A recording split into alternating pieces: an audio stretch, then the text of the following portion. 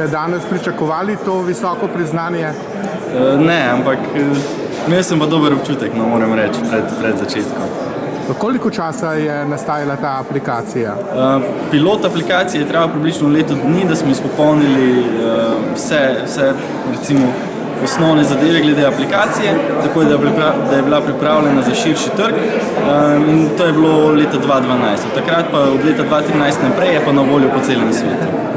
Kaj je bilo medicincem tako všeč, da ste jo tako dobro sprejeli? Po moje je to, da je bila narejena s pomočjo zdravnikov, ker smo jo res prilagodili njihovim potrebam. In to je pri nas, ker se s tem ukvarjamo že nekaj časa, to je tisto, kar vedno ugotavljamo. Če se pri takih izdelavi teh aplikacij sodeluje z zdravniki, potem je tudi končen rezultat dober, ker se prilagodiš njihovim potrebam in res narediš produkt, ki jim je uporaben. Kako v praksi to zgleda?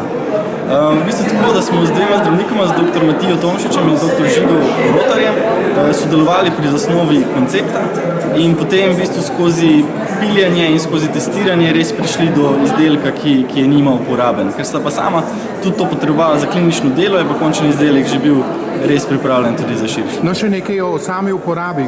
V bistvu po svetu trenutno aplikacijo uporablja več kot 4500 revmatologov, več kot 120 državah in ta številka še raste iz meseca v mesec, tako da bo še bistveno večja. No, pa še nekaj besed, malo bolj poljudno. Na kakšen način se uporablja, čemu je namenjena ta aplikacija?